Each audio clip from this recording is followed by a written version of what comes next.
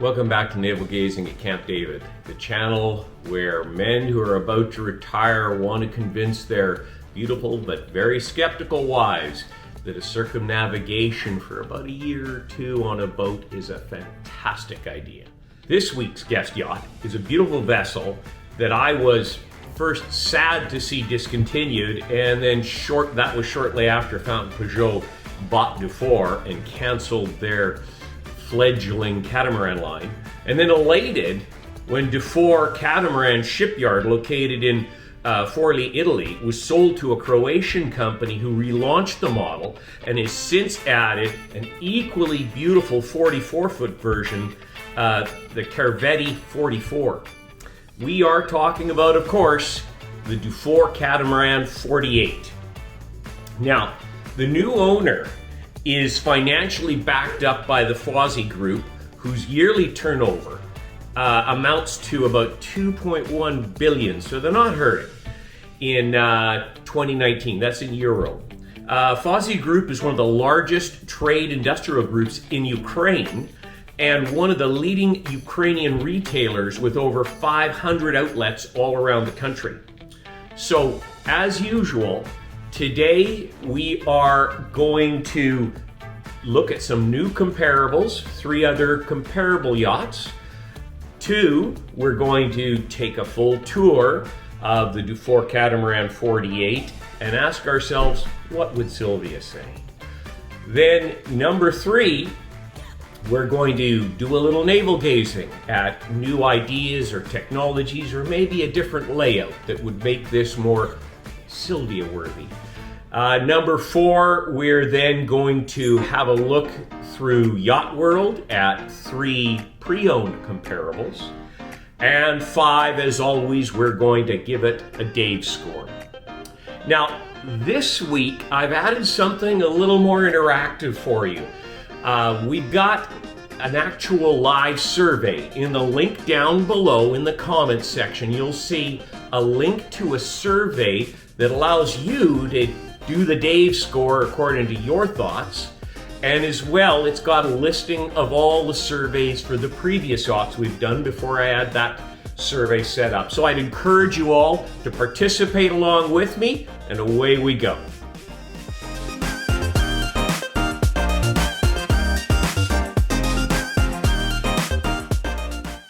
As always, we have a wine pairing with our yacht of choice, and this week we head to the Italian region of Emilia-Romagna, which covers 83 hectares of vineyards in the province of Forli Italy and is named after its capital. Our guest wine is, get ready, Umberto Cesare Liano Sangiovese Cabernet Sauvignon Rubicon. During a 2005 trip to Bologna, writer John Grisham was so taken with Liano that he mentioned it in his book, The Broker, calling it a fantastic wine. This blend of Sangiovese and Cabernet Sauvignon grown in vineyards averaging 15 years of age and yielding 75 quintals per hectare is a vine of superb complexity and character. I didn't write that. It ferments in specialized temperature-controlled tanks with a lengthy maceration on the skins, followed by 18 months in 550 liter Allier oak casks and a further 6 months of bottle aging. So let's have a go, see what it tastes like.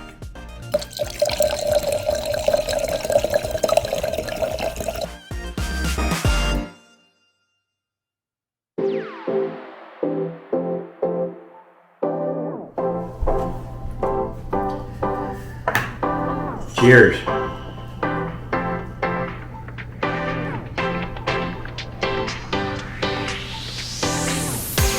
Oh, that is fantastic. I think you'll really enjoy that. Let's go onto the boat. Okay, looking at this boat now. It is a handsome yacht, and that's the only way I can describe it. It's sexy, it's Italian, it screams Italian, and it's surprisingly beautiful on its lines. But look at the amount of outdoor space you have to enjoy.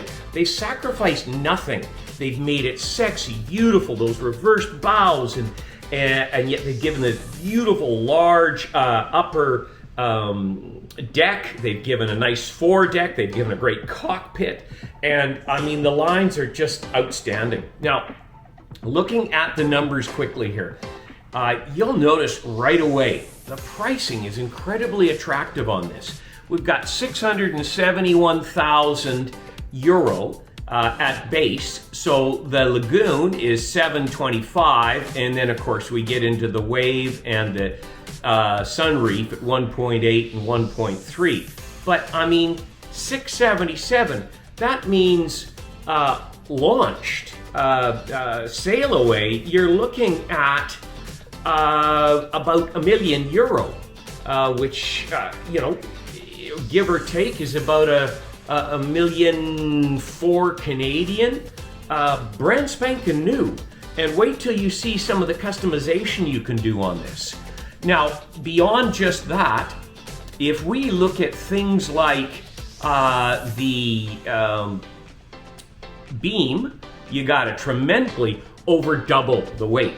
So, you know, you've got a low displacement, or a low draft, you've got a shallow draft, you've got a very low displacement, comparatively speaking, especially for the price.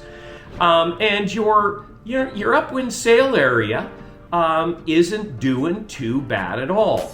So you got 110 square meter versus 101 square meter on the Lagoon. And then the other two, the Sunreef, you got 140 square meter, but the Sunreef is twice the weight. So this thing's not going to do too bad. You know, dual 50 horse, nothing to complain about on the actual horsepower there.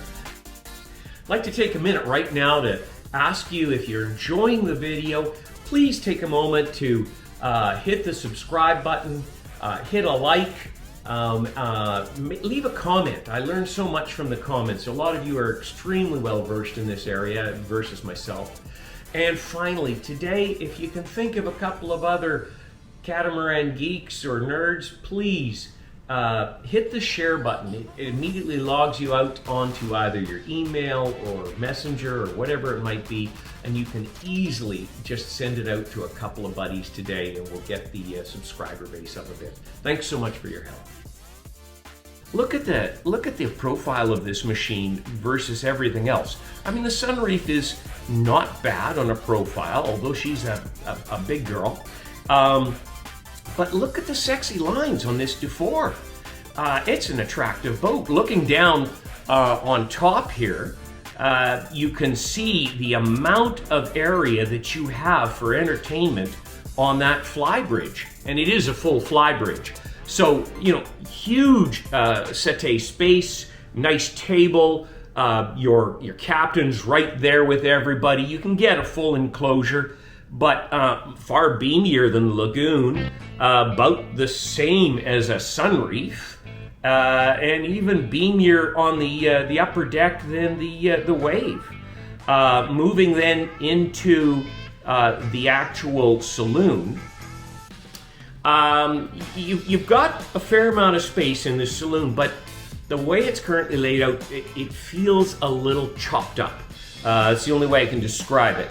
The Lagoon, I'm not a huge fan of what they've done on the 51 versus the 50 by sort of chopping up that beautiful wraparound front settee that they used to have. Sunreef does nothing for me because basically, you know, for the size of the thing, I just don't feel it does justice. The Wave 50 is a freaking palace. I mean, it's the Taj Mahal. I don't even know how they do that in that space, but it's amazing. There's no beating it. But, you know, overall, the Dufour, not too bad. Moving into the cabins. Now, I wasn't able to get a line drawing of the 3-cabin version of the Dufour, so I've gone with this 3D render to give you some perspective. They have gone, unfortunately, with an fore-aft berth for the owner's cabin. However, to their credit, they have a decent amount of space around there. I can reach up. I can get halfway up each side and the full base, And really, that's all I need. I just don't want to have to disturb my wife by crawling over or crawling out the bottom, moving all the covers. And I want to be able to make that bed easily without crawling up on top and trying to figure out how to smooth it out so it looks like the brochures later. So overall, I think they've done quite a good job. And you can see it comparatively. I think, in all honesty, Lagoon has a little more space around the berth.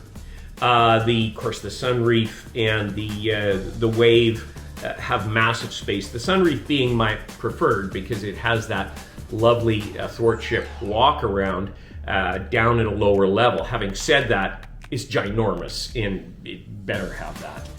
Now, let's go on board. So here we go. Let's have a wee dram first. Cheers. Wow, that really is nice. It's extremely smooth. You should try it. Not a bad price. Looking at the aft, we've got opportunity to have a hydraulic platform if you want it. Beautifully built-in a grill there. Moving around, you've got lots of nice space. Nice dinette there. I prefer to see a table of some more substance, but this is a charter version, so you could have a high gloss table there if you wish. With the hydraulic platform at the back, it would be really nice. You can see you've got easy access from the cockpit and the side decks into the helm. Moving into the saloon. Nicely finished all around. And wait till you see the options that you have here. But looking around this saloon, you can see they've got the island there. Now, the island just it seems to chop things up. It seems to really constrict, but it does create a lovely kitchen, a lovely galley. The forward-facing nav is there for those of you who love them. You know my opinion on forward-facing navs. I generally think they're a waste of space unless you've got a serious chair there that you're really going to do a night watch in. But everything is really nicely executed, and you've got some nice indirect lights. One thing, they put up padding around the windows that seems to constrict the window a little bit. I would probably remove that dark padding that you see there and just open that up a bit. I'm not sure why it's there, but there's probably a good reason in the design phase. Now, if you think this is all you've got to choose from, wow, are you mistaken? For a yacht like this, you have about 4 different wood veneers, you have 4 different countertops to choose from, and then don't even get me going on your selection of upholstery, both inside and out. I mean, I've never seen anything like this. This is a production boat at an extremely high value price. And you can literally customize this thing 50 ways from Sunday and make it exactly yours. So, overall, the feeling of quality in this was really, really good. Everything's finished, everything's polished. It looked good. Even the compression post is integrated nicely. In this one, look, they've gone with a full electric kitchen, no gas. And this is in a boat that is priced more competitively than just about anything other than an Aventura. And it's sexy. It's a pretty boat. Look at the big opening space you have there, moving back into the cockpit. Now, let's head down the port side. And the port side is where you would have the owner's hull. If this was a 3-cabin, it's a 4-cabin. So here you can see the owner's berth. Again, fore-aft configuration, but you can see how I could get halfway up either side. I can make that bed, I can get out of that bed without disturbing Sylvia. I'm okay. The bathroom, very nice. The head, very nice. A beautiful glass bowl, nice teak shower floor, nice elegant feeling. Again, the planking on the floor, and the floor sole, and all of the woodwork felt quite good. Little too much exposed fiberglass for my taste on the lower section there. easy enough to fix. But look at the lines, you know, all curved corners, rounded corners. Nobody's going to hurt themselves. And it looks really elegant. Now, little navel gazing here. Again, remember we're looking at a 3-cabin version because that's all I'd have. And looking down the 3 cabin as opposed to the 4 that we were just in, you have that lovely settee there on the side. And now, because I only have line drawings for the 4-cabin, we're gonna start with the 4-cabin line drawing. You can see that here, and let's see maybe what I'd suggest we do a little different here. So, first things first. I love what Phil Bourbon and the boys at Balance. Sorry, my apologies, Phil. The boys at Balance have done with that forward owner's hull athwartship berth. Mostly, not only because it gives me full access bottom and halfway up both sides, but because it puts the forepeak off to my right and allows me to turn it into a walk-in closet. And that's what Sylvia wants. So I'd have the actual owner's berth in the bow, athwartship, and turn the forepeak into a walk-in closet. Then moving aft from there, I would put a TV stand and another closet, and of course a little settee there, nice desk or makeup desk. Although you could have a makeup desk actually in the walk-in. Then you've got the head, and you've got a beautiful big shower. You've got 2 sinks. You've got lots of counter space for the pharmacy that has to go in there. And remember, again, if it's a live-aboard, it's the same as a house. Bathrooms and kitchens. Bathrooms and kitchens. So this bathroom is the mother of all bathrooms, and you have a walk-in closet in the forepeak.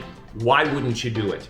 Now, moving into the actual saloon, I would shrink up that center island and turn it into more equivalent to what Lagoon 50 did, the previous version of the Lagoon, which I thought was really good. It integrated the compression post, put a beautiful pop-up TV there, and I would straight up copy their beautiful articulated coffee table, dining table.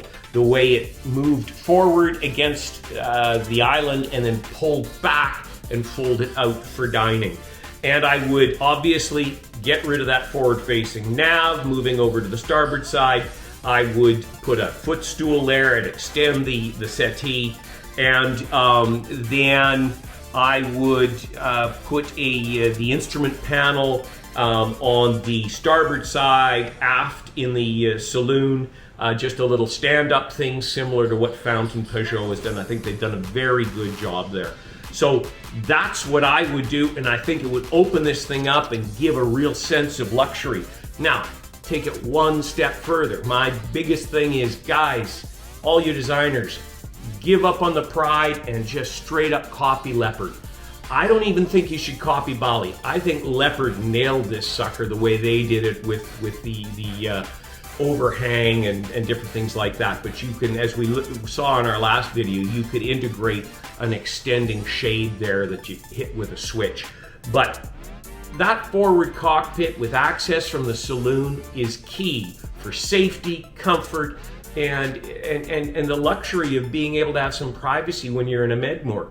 So let's look at that now. So if we go to that idea here, it can be done. You just split that front settee, put a door in, put in your front cockpit, and Bob's your uncle. So it's all there. The other thing I like about this one is, you know, my pet peeve of always having to lounge at the dinner table. I hate that. I want a separate lounging area and a separate dining area. This gives you everything. Talk about your cake and eat it too. So as far as our navel gazing goes on the design side, that's what I do. So back into the boat itself now, looking again at the heads. And lots of overhead ventilation. It all looks really nicely done and well finished. Now, let's head up and over. And remember again, you can change all of the cushion colors, the veneers, the countertops to an absolutely extraordinary degree.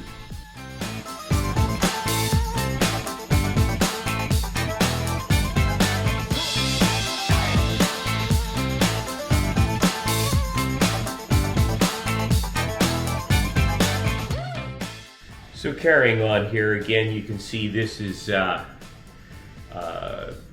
semi-wet head with the nice teak floor. We're going to head up and into the salon again, having a quick look around there, bearing in mind every aspect of this is customizable. Now we're going to go across and up into the forepeak, which again on the starboard side, beautiful athwartship berth there, lots of visibility out that lovely big window, lots of ventilation, and a very attractive head. Again, lots of ventilation in the head as well. I'd say it's a semi-wet head. You could probably close that off. All the rounded corners moving. Now, this is very interesting. Here we are. This is set up as double bunks. However, what you can do, as you'll see from this note here, this render here, is you can turn that into a pantry / laundry room. It's absolutely fantastic. Look at this render here. You have all the comforts of home. If you combine this with a walk-in closet in your owner's suite, a thwartship berth that gives you full access, and a massive bathroom, wow, what a live aboard. Not to mention the price and the sexy looks and the customization. Talk about, again, cake and eat it too. This is an absolutely fantastic design.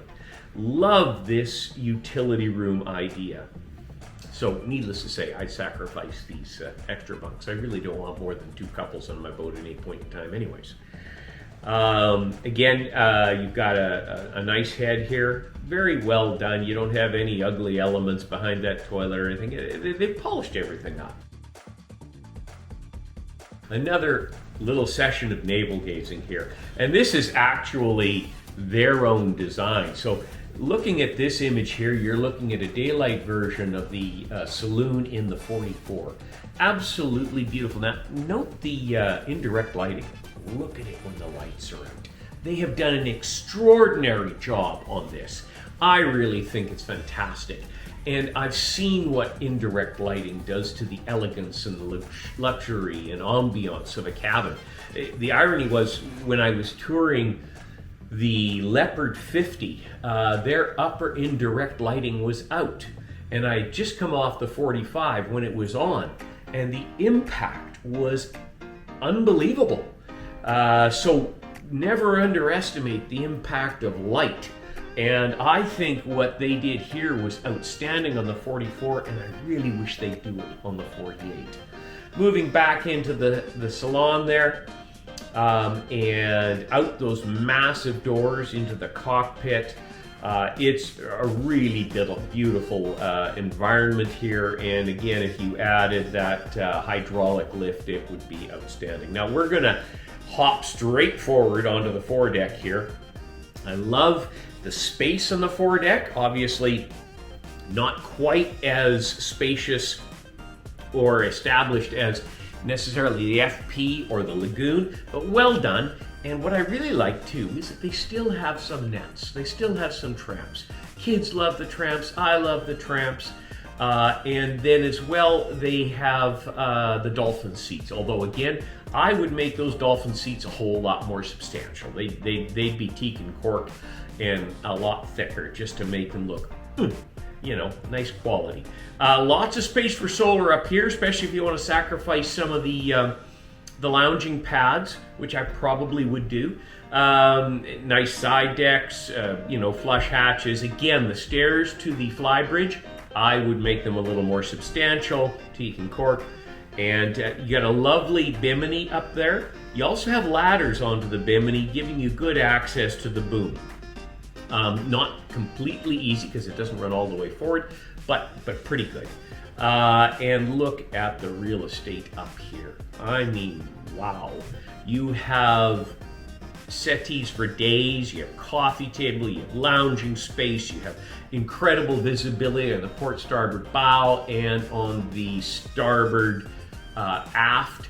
You just jump over onto the port aft, or of course put in that bow thruster and that dockmate slash yacht controller joystick, and you can zip around anywhere on the yacht and dock it at will. So it was a very comfortable environment. You can have three sitting, two plus the helmsman sitting in that seat, and in a really elegant space. Again, the table, I wouldn't go with this sort of cheap-looking charter version.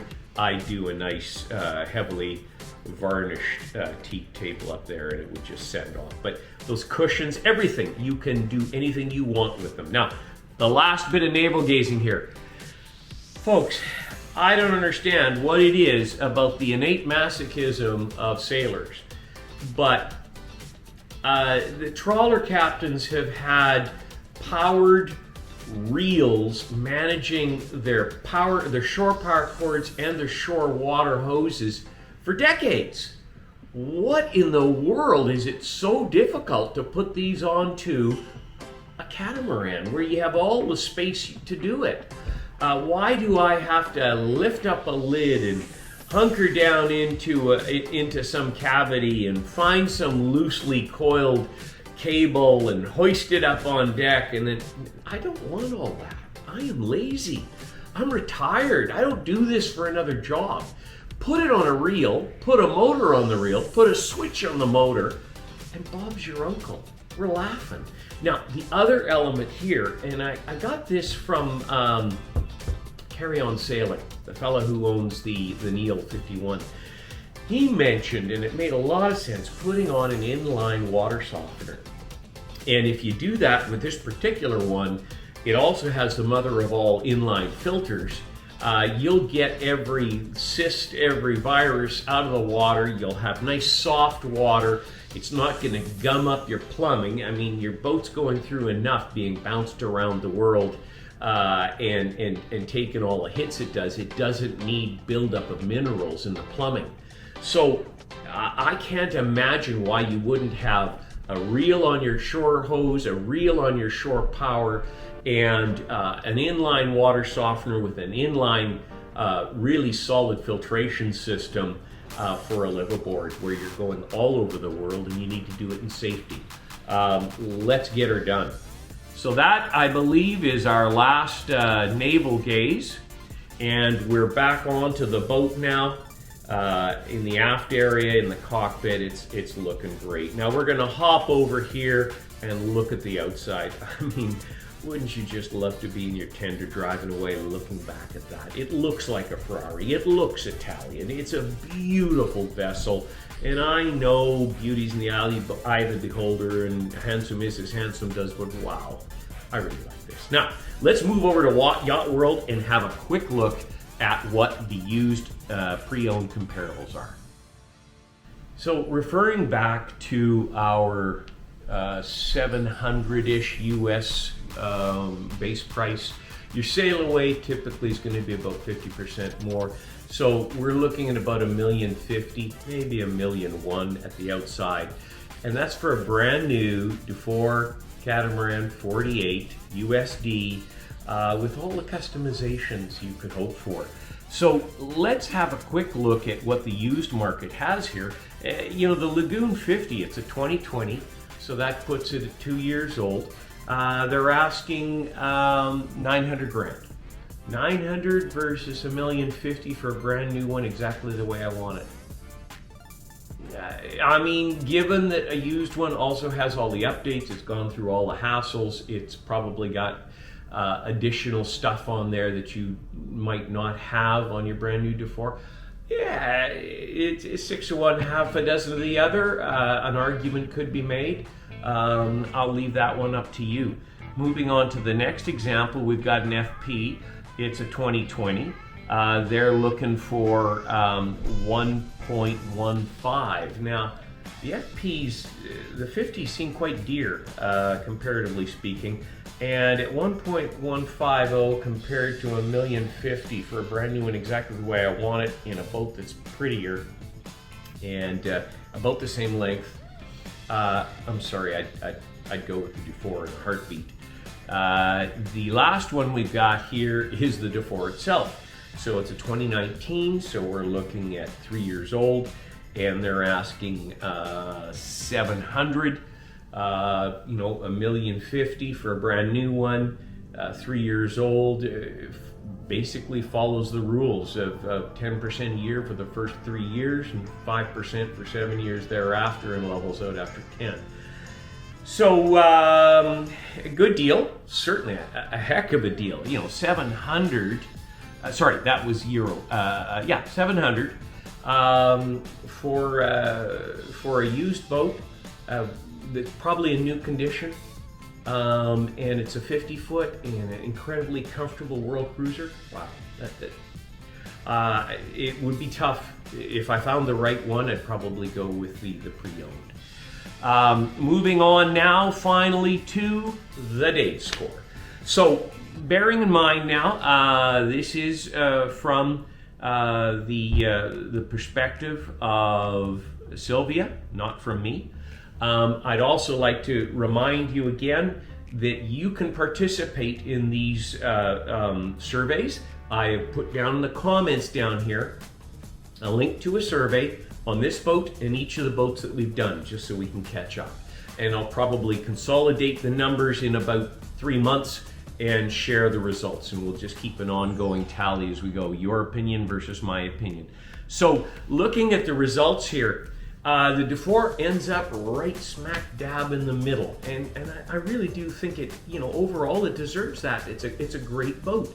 Elegance on the interior, I give it a solid 7. It might even peak up a little bit higher than that based on how I customize it to my own taste and my perception of elegance. Exterior, I give it a solid 8 on the exterior. Man, you put a blue wrap on that thing, a few gold pinstripes, whew. Interior, solid 7. The sense of comfort is really good there. Comfort on the exterior, really solid, a nice fly bridge. Doesn't have the front cockpit, but has a nice lounging area. The sense of quality, again, this is perception. I'm not looking for the bevels and the interlocking dowels and all that sort of stuff. It's just a pure sense of perception. I gave it an 8. Performance, again, I haven't sailed the thing, but I'm looking at displacement versus upwind sail area, and this thing should do okay. I'd say 7. The lazy sailor, nothing special on it. Everything comes back to the helm. It's very comfortable to sail. I'll give it a 7. The condo element, probably not as good as necessarily the lagoon or maybe the leopard, but a solid 7.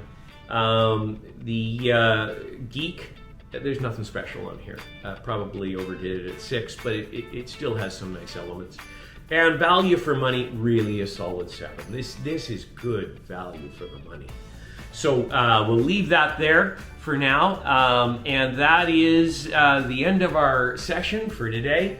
Hope you enjoyed it. Please come back next week. Again, if you can, remember to subscribe. Do share this with a couple of friends today, and leave me a comment. I love the comments from Clive and Mike and some of the others that take a lot of time and effort and research to comment back to me, and I just love it. I learn something every time. And of course, like it if you liked it. Anyways, have a great week. Look forward to seeing you next week.